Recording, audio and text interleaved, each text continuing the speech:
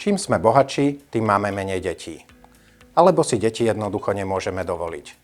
Tieto tvrdenia počúvame často. Ktoré z nich platí? Podľa reálnych dát zo Slovenska vidíme iný obraz.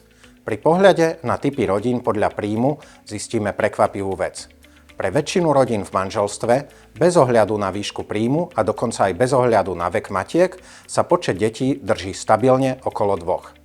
Inými slovami, keď príjem rastie, počet detí sa skoro vôbec nemení. Výnimkou je iba malá skupina rodín s veľmi nízkym príjmom. Tie majú deti o niečo viac. Ani to však neznamená, že by chudobní mali viac detí. Skôr je tu opačný vzťah. Narodenie viacerých detí môže niektorým rodinám znížiť príjem, hoci aj dočasne. Rodičovská dovolenka, kratšie úväzky alebo odchod z práce, to všetko môže príjem rodiny znížiť. Medzi staršími a mladšími generáciami rodičov je drobný rozdiel. Staršie rodiny mali mierne viac detí, rozdiel je však veľmi malý.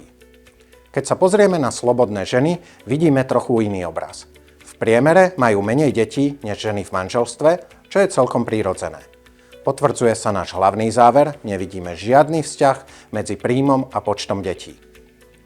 Či je príjem vyšší alebo nižší, počet detí sa výrazne nemení. Rozdiely sú skôr medzi generáciami.